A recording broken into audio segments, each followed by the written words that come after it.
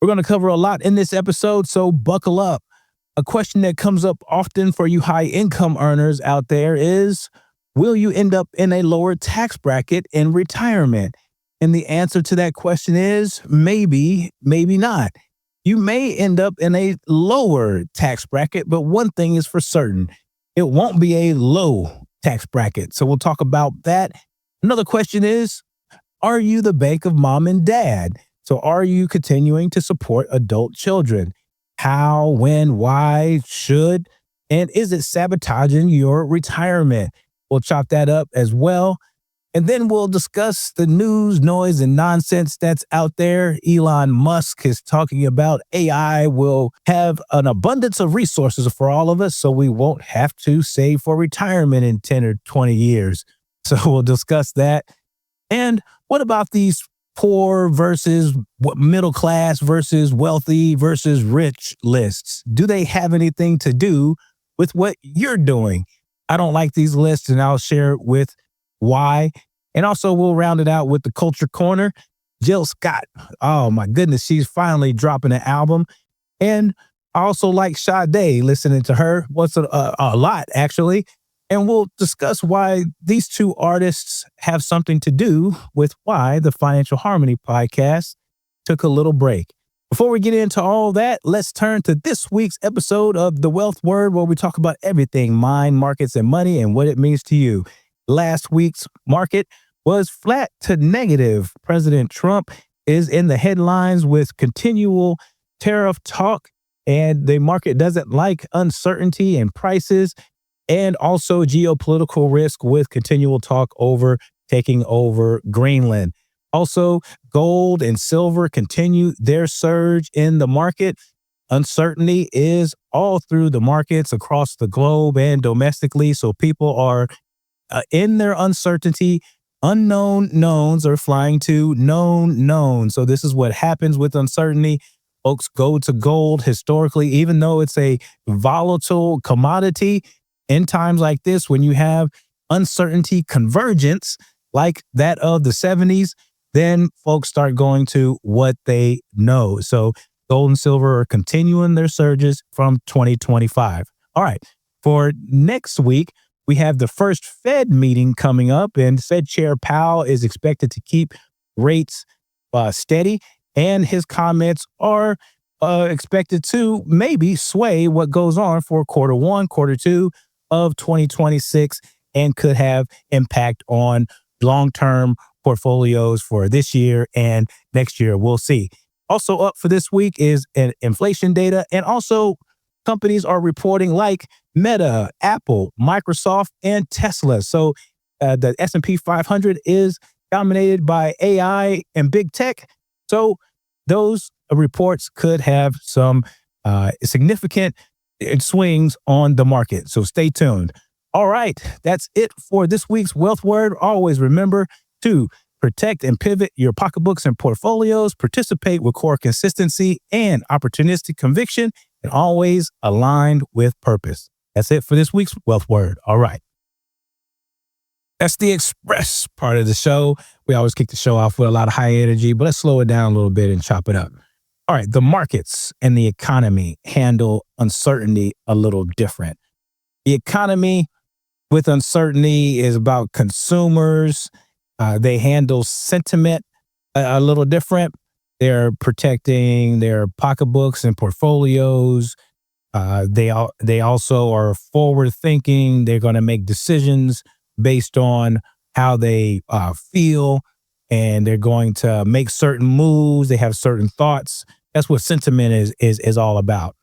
Then and they're going to make decisions both in their pocketbooks and their portfolios. Pocketbooks at the home front, and portfolios they may withdraw money or make investment decisions. That's why gold is surging. We'll talk about that. That said, the markets, institutional wise, they're going to act a different way.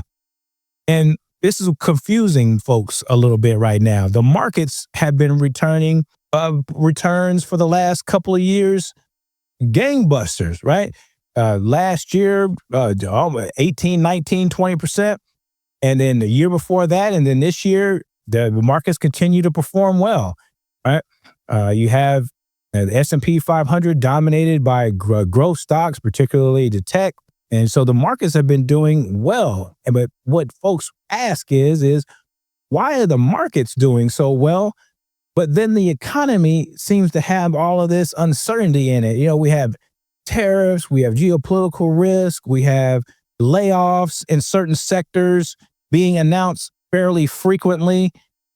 Inflation is flat, but also high in some areas as far as health care, child care, insurance, homeowners insurances, food, beef, all of these areas. People are seeing all of this uncertainty in the economy, but the markets are performing well. So now you have gold surging, gold and silver are surging.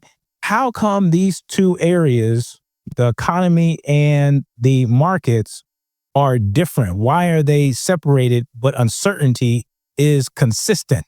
So the markets, they have been baking uncertainty in the market consistently. It's used to having this uncertainty in. The market is saying that the uncertainty is certain. We're going to have this uncertainty. The market is used to these high prices, home prices. They're used to these inflationary times. They're used to the supply and demand of homes. They're used to the high cost of childcare. They're baking all of this in, and it's going to remain this way for a while. They're baking all the job losses and gains, and it's a wash to them. They're baking all this in, the corporate positioning, the buybacks, and all that. The market is saying the tariffs, right? It's been reacting and adjusting to this for quite some time. And they're saying this is going to continue. And if the corporations and the balance sheets and the buybacks and the economic situations in this climate, can the corporations continue with this in this environment and continue to have success? And I put that in quotes because success to corporations and the bottom line of profit won't feel like sometimes success at the household level. So that's where we talk about the economy and the pocketbook of people, portfolios and pocketbooks, economy and markets. So the market is doing well, and it's saying that if this continues, the uncertainty and this climate, interest rates, right? When you talk about the Fed, and if all of this continues, can the market continue to rally forward, even with rallies of ups and downs, right? You can have corrections. You can have maybe even a crash. We had a flash crash last year, Trump tariff crash last year when he had announced the tariffs at the beginning of the year. Even with all that, the market did well year over year in 2025. So portfolios are doing well. Households are sometimes increasing their cash positions and saying, okay, well, we're increasing from 9 to 12 to maybe 18 months in cash. We're not yanking cash out of the portfolios. We're not advising our clients to do that because portfolios are doing well, whether you have money in brokerage, your 401ks, right? Your Roths, because asset location is key, right? Don't yank money out of there, but also too, that's why I say pivot and protect your portfolios and your pocketbooks. You may have to make some adjustments.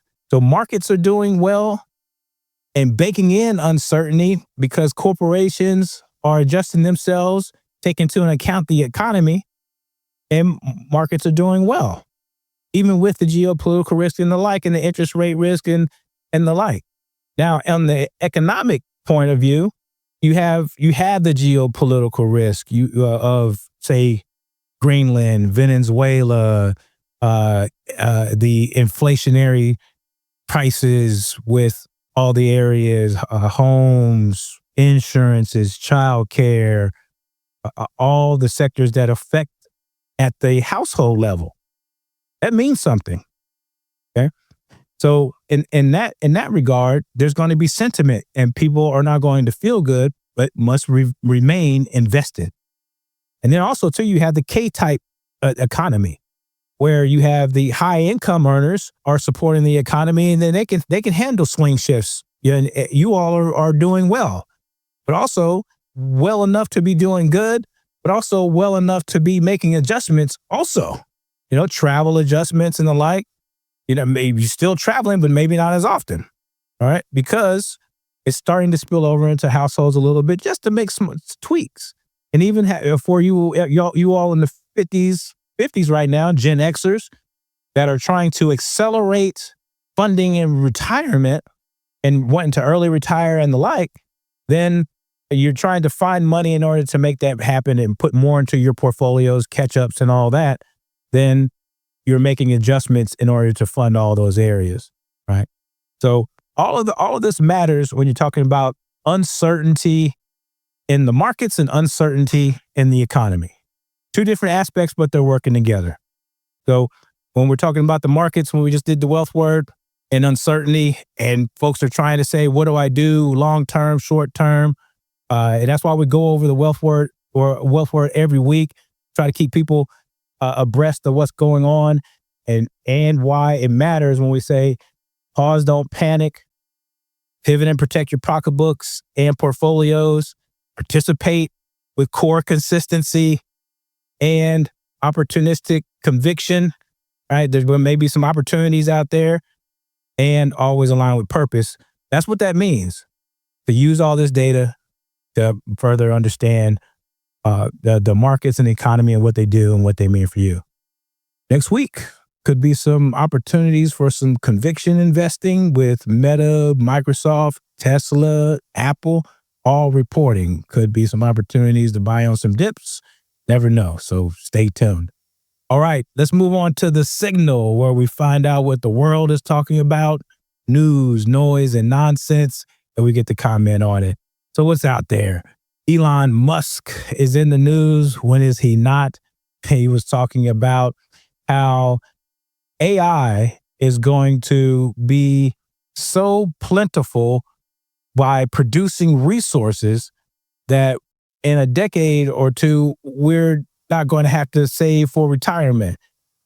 I think this is absurd, right? But, it's not necessarily that AI is not going to continue to change society. It already has had a ripple effect through, changing the landscape of, people have changed the landscape of jobs. I mean, people are being laid off, and the workforce is being changed. How we are being more productivity is being changed. How a lot of different aspects of life is being changed through AI right now. Just so many sectors of life, domains of life. So the aspect of AI advancing, the human way of life through technology is true. As far as providing more abundance, technology has always done that. Technology it's just not through computers. Technology could be a washing machine. Because, back in the day, you hung your even to this day, if you want a good smell on your clothes, the sunshine smell, you hung your clothes on the line, right? And that's how you dry clothes. But through the course of time, you put your clothes in a dryer. You wash your clothes in a washer, right? But you do that now to save time, and you got better quality of washing clothes. Saves time, better your clothes stay longer, all of this, right? Well, in some aspects, you still hang your clothes out on the line so they don't shrink and all this other stuff, right? But it's a whole other thing. But the point remains the same. You gain more time, you're more productive and all that because machinery has helped that process. Refrigeration, same aspect. You used to go out and food processing is different. But now you could do all that and place that meat in a freezer, a deep freezer, right? Now the whole food processing business is global and worldwide, right? Now you can go to the store, go to Costco or whatever store, and bring that meat home and place it in a freezer, right? Buy it in bulk. So technology has helped that process, and it's created abundance. Transportation. I mean, you can go anything. Technology of shoes, just protecting your feet. So yes, technology is going to continue to advance the human experience, how we work, how we experience life. No question. So that part is true. We have cars right now. We're talking about Elon Musk. We're talking about Tesla, right? The car driving experience. We have autonomous cars that are out right now. The car driving experience from even when I'm 40, I'll be 48. Is your car driving? If you're Gen X, and even my grandmother is 80, something like that. But imagine her car driving experience from when she was a child till now. And I'm Gen X. From the first car that I had till now, that car driving experience is crazy, right? Now we're having autonomous cars. So that abundance is pushed forward. Now we have autonomous cars driving themselves. Y'all remember the Jetsons? We're about to have flying cars. I met with somebody here recently who knows about flying cars. That's going to happen here in the next 10 to 15 years, maybe sooner. Probably sooner, probably within 10 years, perhaps 10 or 10 years. Okay. So yes, that's going to happen. But this quote from Elon talking about here, I think I'm looking over here. It says, advances in artificial intelligence, robotics, energy technology could make the traditional idea of saving for retirement irrelevant in the next decade or two. Goods and services are cheap and plentiful. Healthcare, education are freely accessible. And a so-called universal high income covers everyone's basic needs. Well, and in the future, Musk says that worrying about saving for retirement won't matter. But wouldn't that be nice? Wouldn't that be nice? I think that he says that worrying about saving for retirement won't matter because healthcare and education are freely accessible. Goods and services are cheap and plentiful.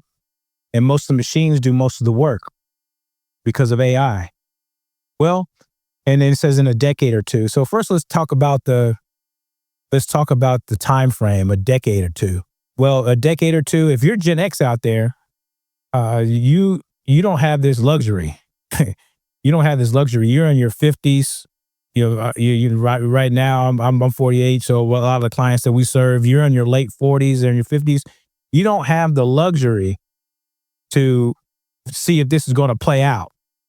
So the time frame doesn't matter for you. And this goes for a lot of the information that's out there, not only in this quote, but also like on Reddits and, even though you're watching this on YouTube right now and your information and articles and everything like that, you have to filter it immediately. That's why you don't go wide with your information. You narrow it when you're listening on your favorite listening platform or watching on platform or your reading platform. You don't go wide, you go narrow. And so you can filter it to what matters to you. That's going to be another segment we talk about too. You got to filter information to what it matters to you and get rid of, that's why we have this signal. We have signal 1, signal 2 all the time, is get rid of the noise, get rid of the nonsense and filter what it matters to you. So even in this quote, yes, get to what matters. Will AI and technology advance the abundance and how we live and also adjust how we do things? Absolutely. Will it rid us saving for retirement in the next decade or two for Gen X? No, it will not. You'll have to save for retirement. You don't have the time. You don't have the luxury. You're going to have to save for retirement. Will retirement become different because of abundance later? Yes. Because yes, robotics and all this hopefully will make healthcare cheaper. But that would have to sway the ideals of capitalism and a lot of things differently. You're talking about a big ship in a wide ocean, all right? That's going to shift slowly.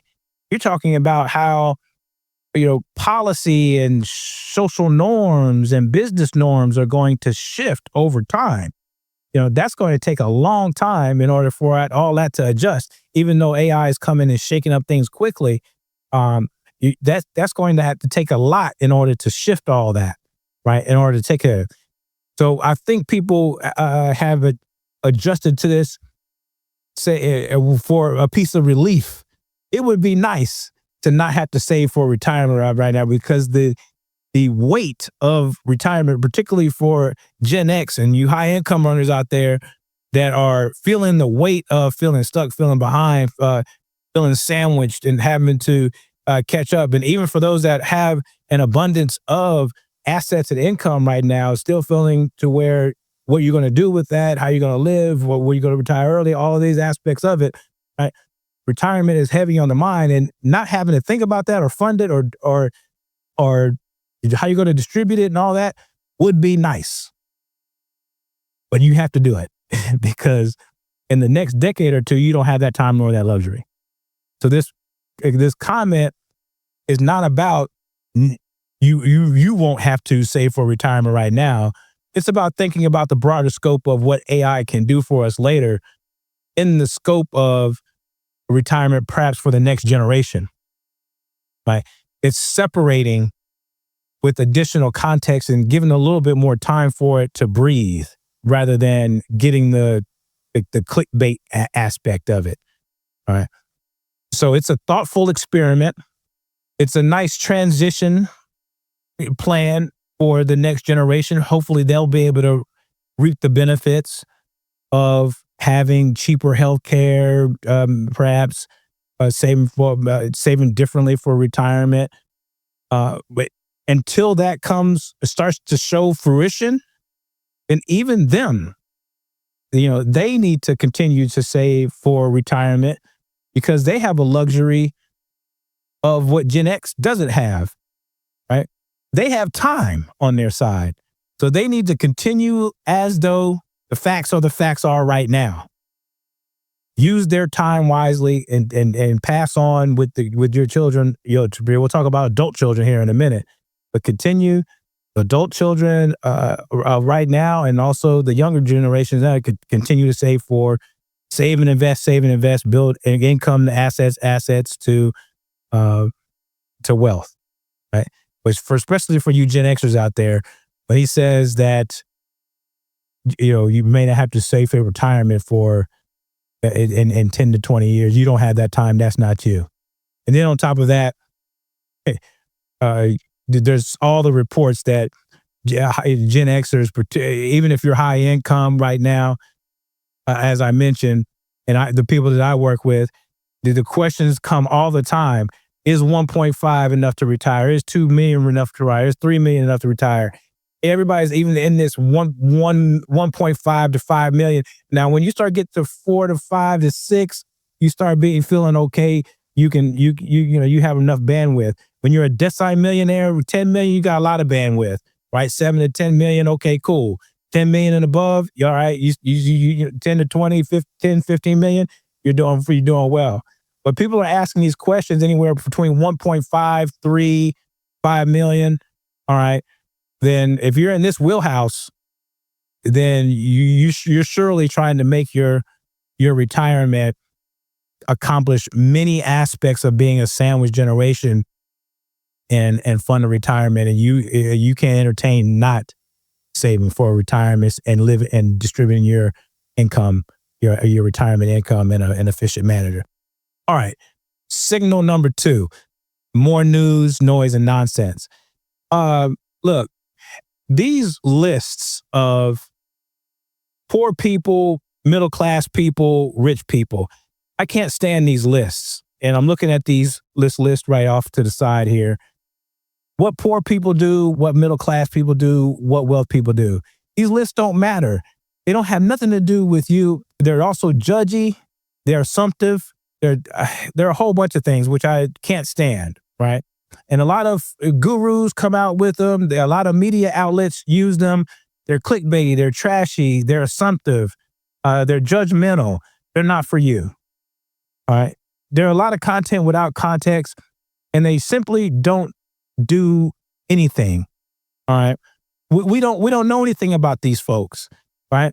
And it puts people in boxes that are unnecessary, right? Everybody has a story, and there's a lot of folks that are rich and wealthy, so to speak, and been poor before. They've been broke. All right.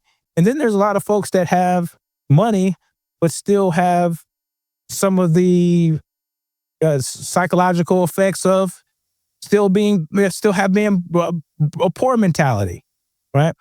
So these lists are very judgy. I don't like them, and there's a couple of things in here that I don't like. Let's go through a couple of them. Poor people watch TV instead of reading. This is ridiculous.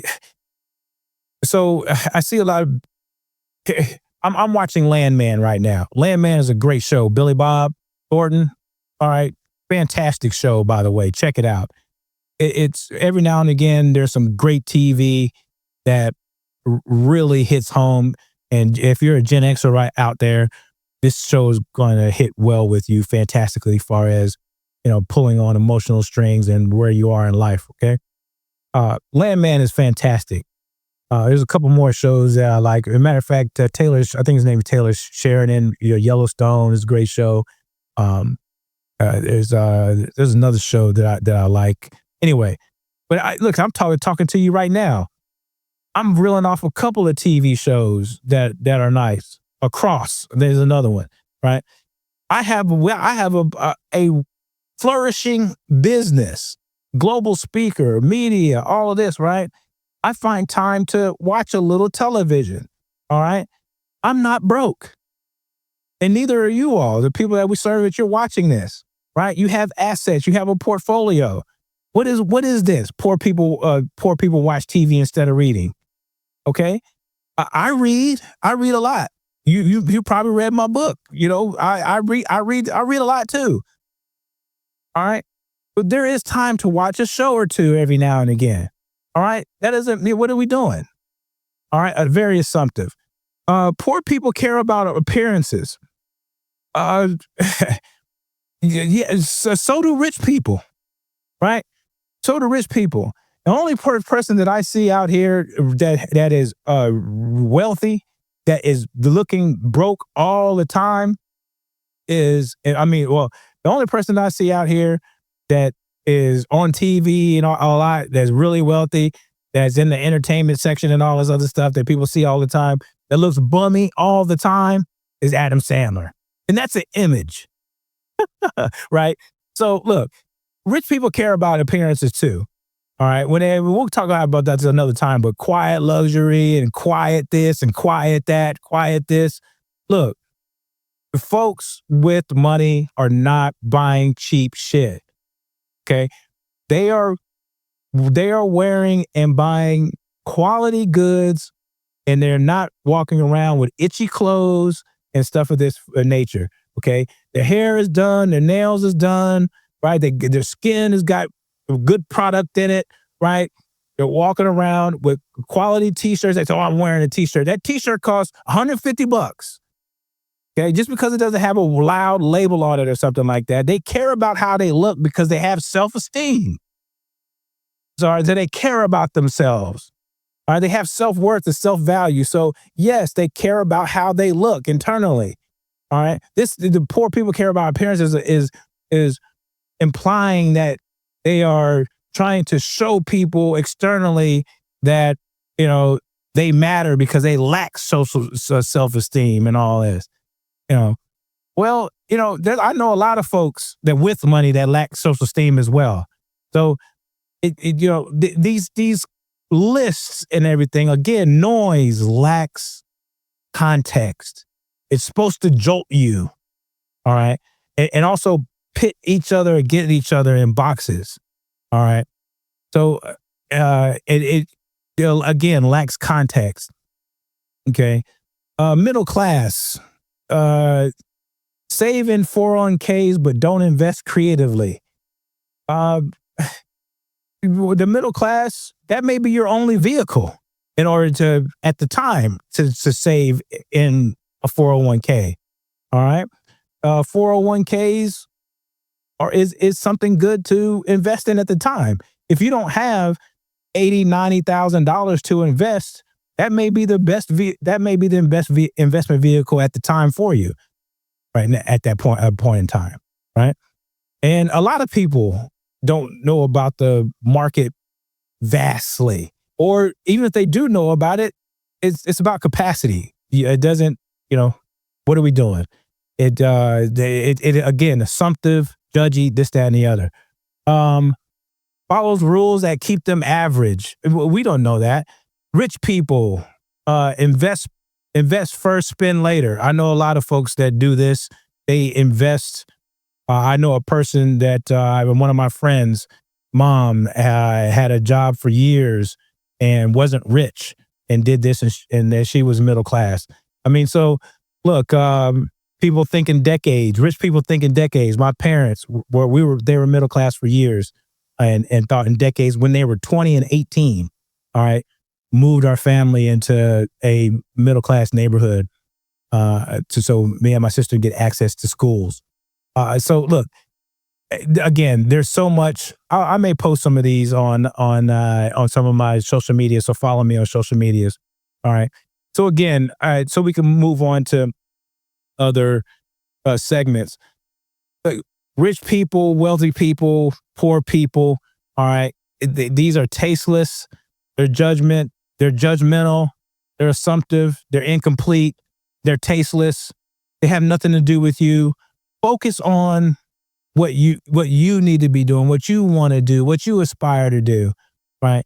And then leave these news and nonsense and noise of these rich people, poor people, wealth people out of your mind, and choose what you want to do and make your own list. Make the list that matters to you, not these lists that people want to matter to you. This is ridiculous. All right, that brings us out of the news, noise, and nonsense to actual money moves that you can use. All right, I get a question a lot from the clients that we serve and just folks out there in the social media world is, especially from high income earners, are you going to be in a lower tax bracket in retirement? And the answer to that question is maybe, maybe not.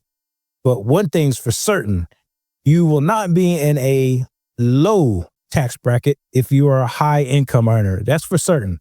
Now, the reason for that is that if you're a high income earner throughout your entire career and your peak earning years put you in the top 1, 2, 5, 7% of income earners, right? You're in six figures, low six figures, mid six figures, high six figures, right? Then you're not going to want to live on half of that income or lower, particularly 25 lower than that. And you would have to live on lower than 25% of your income in order to be in a low tax bracket. You're not going to want to do that. None of my clients want to go all the way down to 20% of their highest peak income in order to achieve a low tax bracket, just to not pay taxes. That's not what they want to do. That's not what they aspire to do. So in order to go from a high tax bracket to a low tax bracket, you have to live off 20% or lower of your peak income. People don't want to do that. And that's not the goal. The goal is to live the retirement lifestyle that you want to live. That's your goal. That's your aspiration. And that's what shapes your retirement life. And that's the first step. And the further answer to is, will you be in a lower tax bracket in retirement? So the answer to, if you're going to be in a lower tax bracket, if you're married in the 35% tax bracket, your income range marginally is around 500,000 to 760,000 in that tax range, somewhere, or in that income range. The 32% range, which is 400,000 to 500,000. So let's just say you're making $400,000 a year as a household. I'm picking this one. All right, that's a household income of a high earner in the top 2 to 5 percentile of the U.S. All right, so let's just choose the lower end of 32% marginal tax rate. Okay, 400,000, and you do 50% of that income. That is 200,000. That places you at the 22% income tax bracket marginally, because the 22% income tax bracket is 100,000 to 211.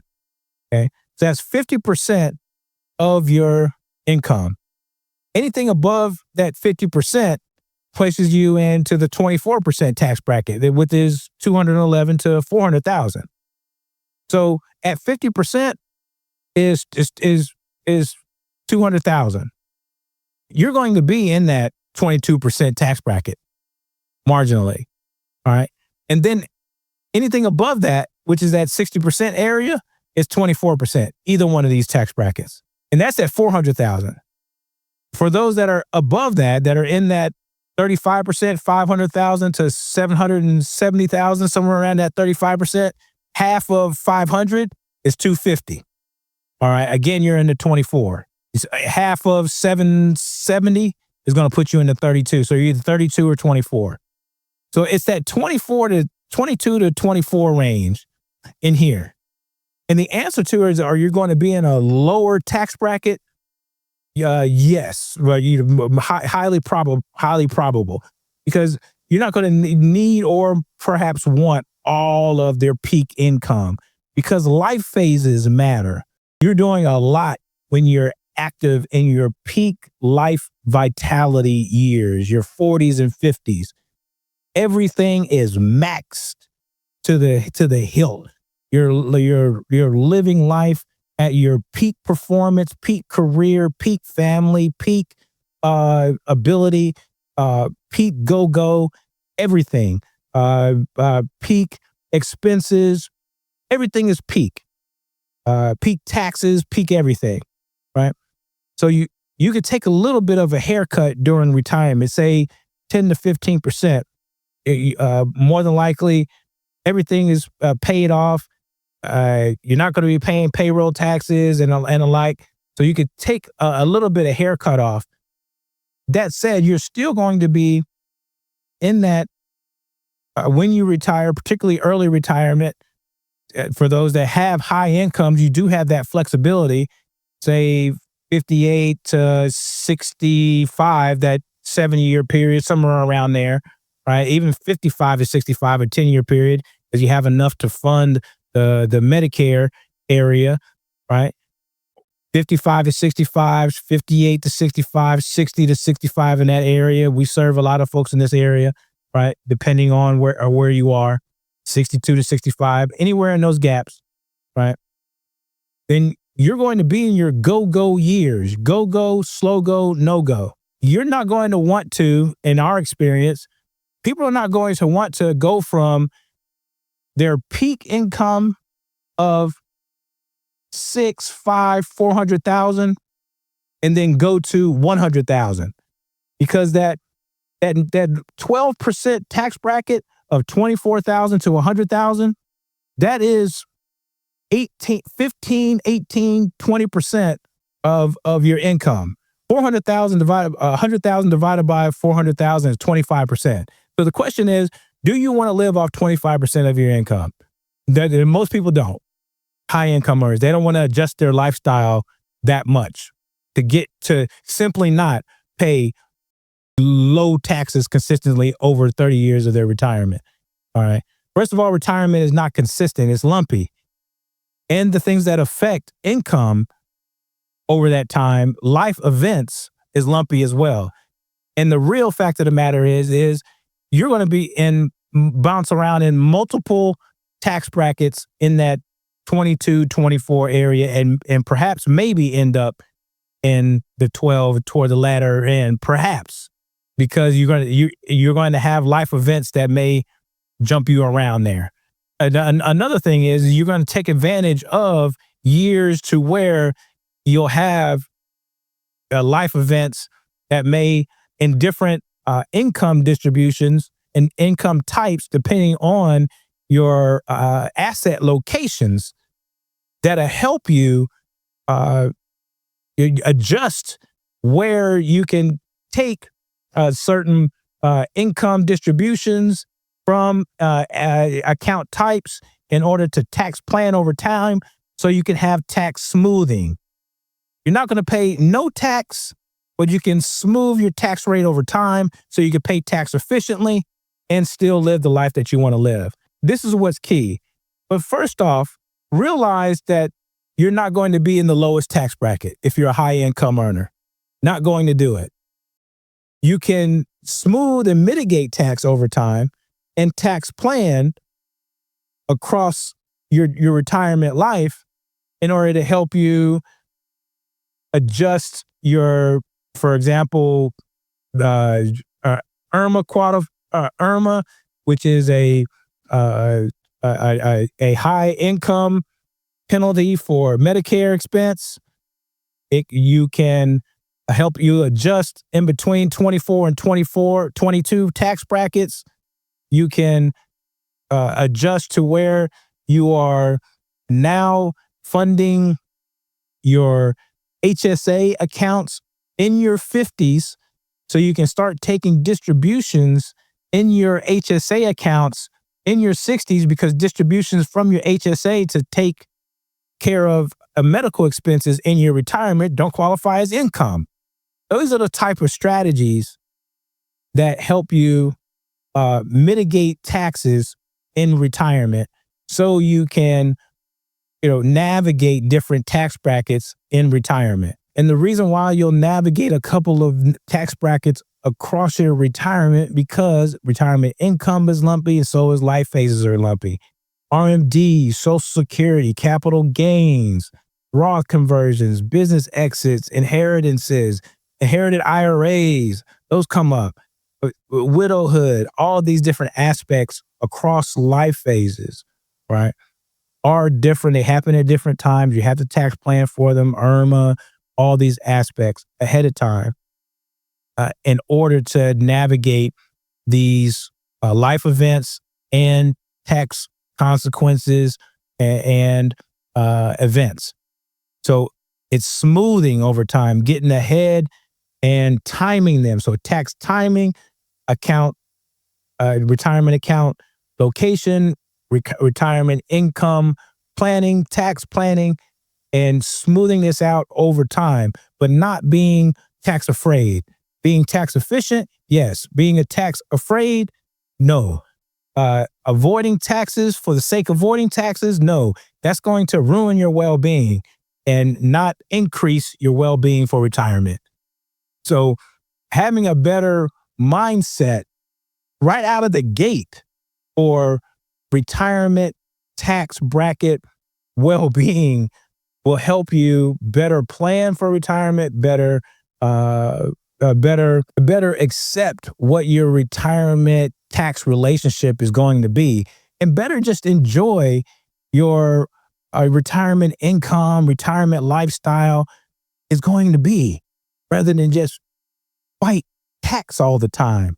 The tax man has never been defeated. As a matter of fact, you're used to it, right? If you're having to plan and work with a planner and work to smooth taxes over time, that means you're living a good life. All right. And gratitude is one of the best things that you could demonstrate and feel to help wade the waters of increased well-being. All right. And having gratitude and say, okay, you don't have to pay the most tax.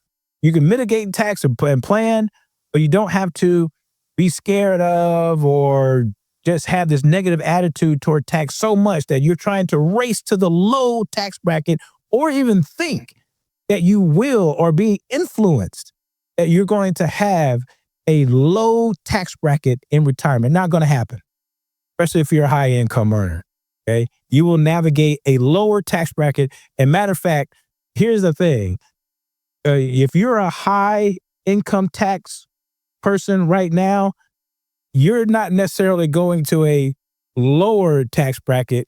You're just going to a less higher tax bracket. It won't be low. Check out our WealthWork blog on this. We really get into some detail on it.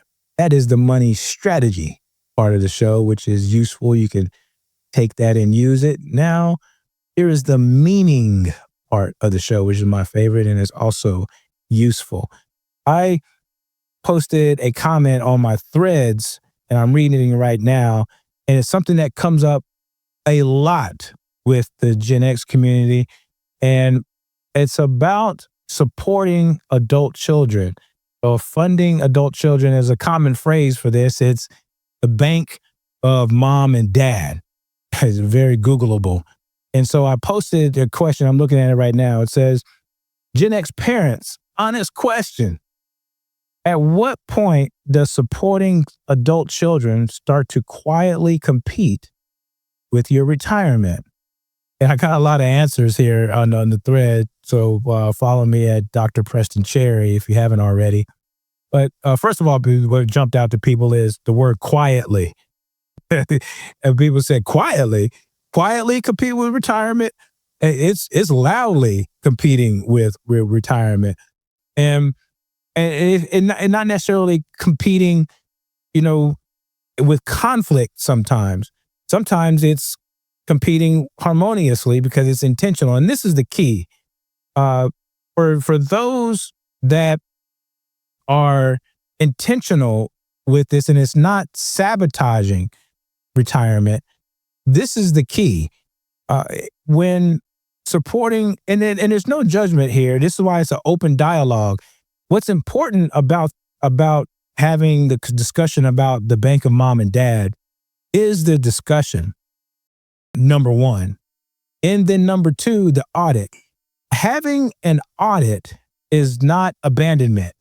It is having a discussion to make sure that you are securing retirement and not sabotaging your retirement.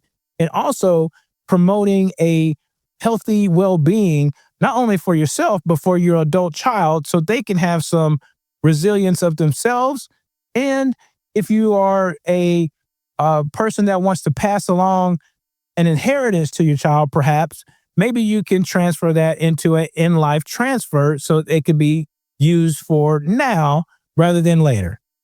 So the discussion is very healthy and for many aspects, because the discussion is going to help reveal not only between you and your spouse to better understand perspectives about how to navigate supporting the adult child, when, where, how to continue, and also to set expectation with the adult child.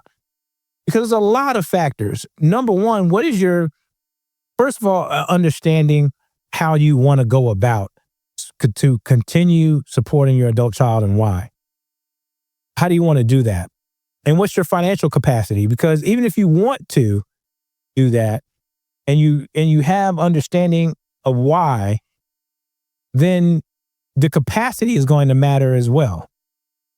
Because even if you wanted to fully support your adult child, say pay 100% of their college funding, all of it, right?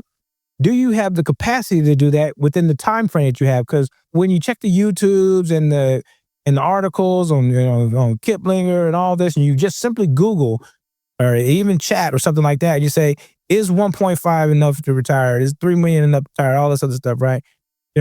Gen X is feeling stuck. I have a blog that says, do you feel stuck? Do you feel behind, right, on a retirement? You're talking 1, 2, 3, 4, 5 million, but particularly in that 1 to 3 million range, and you're in your late 40s and you're in 50s and you're trying to catch up and you're trying to get to that 3, 4, 5, $6 million range, or you want to have early retirement, all this, then supporting adult children becomes a line item. And it is a line item. When you're trying to find that money to accelerate early retirement, or not feeling burned out, or catch up, or take care of retirement anxiety, or even live a peak lifestyle right now, right? Pay off a mortgage, pay down school loan debt, take a couple more trips, take care of your well-being, right? That's where I'm talking about when I ask the question of competing with, your retirement or your well-being. That's where that comes into play. Does it compete with your now and your later? Now, if you have the means to do so, then fantastic. It doesn't directly compete. And even if you do have the means, does that conflict with potential enabling an adult child that's maybe failed to launch, that conflicts with the conversation that you had with your spouse, that you understood and said, well, maybe after 30 or so, they may need to, continue on with, experience in life. Or maybe perhaps there's enough money to where, hey, we were going to leave them an inheritance anyway. I had a respondent in the thread that said, well, our adult children are doing well. They have goals. They're living out on their own. They're married. They have children. We want to support them with childcare because it's expensive. We were going to leave them money anyway. How about we live them with in-life transfers? And living them with in-life transfers now is helping them more now than later. And we have the means. It's not conflicting or competing. Not only it's not conflicting with our values or competing with our retirement. So, and they're out on their own already, and they're doing it for themselves, and they have goals, and it allows them to have a better home life, right? So in that regard, all the boxes, quote unquote, are checked. They've had a conversation with, their spouse in home. The adult child is self-sustaining. They've switched the inheritance to an in-life transfer. All right. And it's not competing with their retirement or their well-being right now. On the other hand, there's another instance to where some of those quote unquote check boxes are left unaddressed. You have a situation to where there's not enough means, right? You have a high income earner who has on track for 2, 3, 4 million, or has a couple of million, wants to retire early, needs to find funding, right? And maybe an adult child is being funded in ways for his lifestyle support, vacations, maybe staying at home and not paying any bills, all this. Perhaps I've heard this several times, even with clients and even here in social media that responded, all right, that we're going to continue to work. Gen X, high income earners, we want to retire at 58, but we'll work until 66 or however long it takes to make sure that our adult children are set. But we haven't defined set, that the set. Then that's what we have conversations for. What is set? To ensure that they're set in ways that we feel comfortable with. But the definition of set is not set. So this is a set. Oh, does that mean a down payment on a home? But what is the amount of the down payment? Is it 50,000, 60,000, 100,000? Is it 30,000 and then 3 more years of payments on that home? Does it mean retiring debt? Does it mean paying down school loan debt? Does it mean taking down a Parent Plus loan for school? Doesn't mean taking out a second mortgage on a home, even though Gen Xers, even high income Gen Xers have the highest mortgage debt of their own. Does it mean taking another mortgage debt? What does that mean? After Gen Xers, even high income earners have some of the highest pressure corporate careers or businesses, right? And they're trying to exit. Then what does that mean? Continuing another decade to support an adult child. So having the conversation of what support for adult children, the why, the when, the how, for how long is very important without being judgmental. It's really having the conversation for better understanding and more compassion for both sides of well-being and the wealth of retirement, and also your lifestyle now that you've earned, and the well-being and the outcomes not only of you but your adult child. And the question that I ask the adult all the time, or the Gen Xer all the time, is here's the question: are you content with the emotional and financial investments you've placed into your adult children thus far? That question right there will allow you to reflect on you and your spouse, will allow you to reflect on your contentment and audit, not abandon, what you've done thus far and what you can and will and willing to continue to do, with boundaries of expectation and allotment for the future. And then that communication and boundary setting will help you and the adult child. And listen, full disclosure, I boomeranged twice to my boomer parents for short periods of time. They allowed me a roof while I got my stuff together. One business failing, the expectation was set. I had a goal, and I also paid all my bills and everything. There was no discretionary expenses or nothing like that. But I appreciated the roof, and so there was discussion there. So yes, there's a blog, so check it out on that. They're very interesting topic all the time. Adult children are line items in expenses, and they're also compassionate conversations as well. So be sure to have that conversation and check out the blog.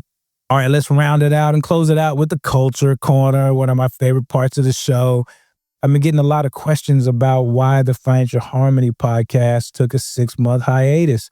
And it wasn't a hiatus, but it's a very valid question. And it goes to the very central part of the Financial Harmony philosophy, which is alignment. Life and money alignment gives your money assignments. And alignment is very key to life and money well-being. And if you don't have alignment, then everything gets distorted.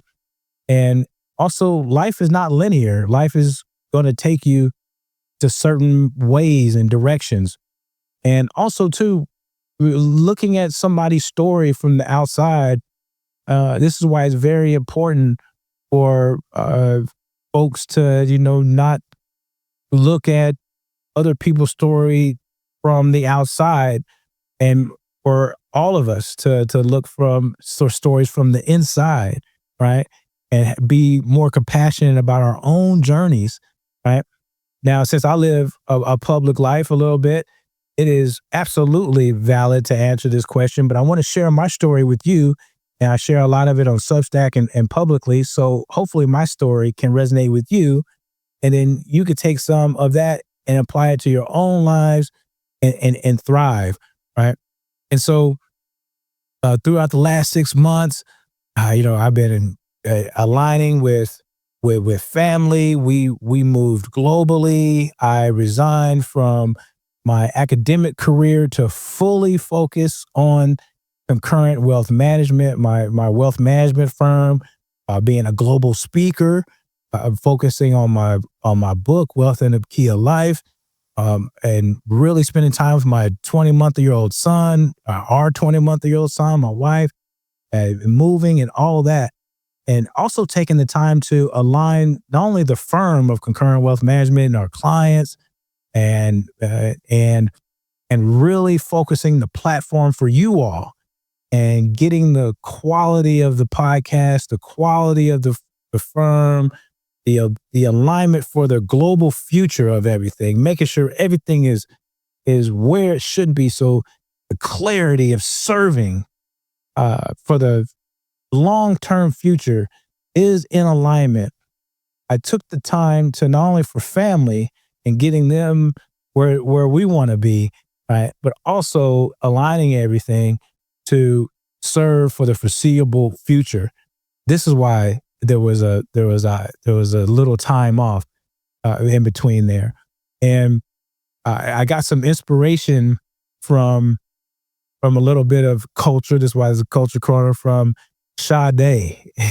For you record, yeah. Everybody that knows a little bit about me knows that I love music. So Sade and Jilly from Philly, Miss Jill Scott, they're known for taking long hiatuses between records. So Jill Scott announced recently that she's going to be she's working on new music, and she's going to drop an album soon. And I love her album. First of all her records are fire, and she has a live album where she has Is This the Way? Is this the way, right? All the instrumentation, right? So she hasn't released the album since, so I think it's 2015. So it's been 10 years, right? But she went away from motherhood, relationships. She went through a divorce, reflection, quality of work. She wanted to be inspired, all of this, right? So it was a time for alignment. Right, Sade went 10 years between Lovers Rock and Soldier of Love, and same thing. When Sade goes away, she's with family. She wants to be inspired. She loves the quality of work, all of that, right? So she takes the time. They take the time in order to be inspired, to have the alignment, all that. And it's the same thing that I did with they take the time. It wasn't 10 years or 6 months. So now that everything is in place, I withdrew from the academia in order to focus completely on Concurrent Wealth Management and the platform, the podcast, and speaking, and you all. It all matters about serving you all and being able to reach you all every week with this type of format, right? And so we can serve you all for the foreseeable future. That's what it's all about. And listening to some music and all that. All right, y'all. That's it for this week. That from now on, no skips. Every week we're coming at you to give you a recap of the market last week and what's coming this week. We're going to cover some noise, news, and nonsense out there so we can bring calm and clarity and context to content that's out there to confuse you and misdirect you. We're going to give you money moves that you can use. This week, we talked about, are you going to be in a lower tax bracket in retirement? The answer to that question is perhaps, maybe, but you will not, if you're a high income earner, be in a low tax bracket. We also talked about adult children, supporting adult children, and whether you're going to be the bank of mom and dad in your Gen X years, and having the conversation. And that way you can audit your finances and your bank of mom and dad relationship with your Gen X person and not abandon. And we discussed the all important facet of alignment. All right. We'll see you next week.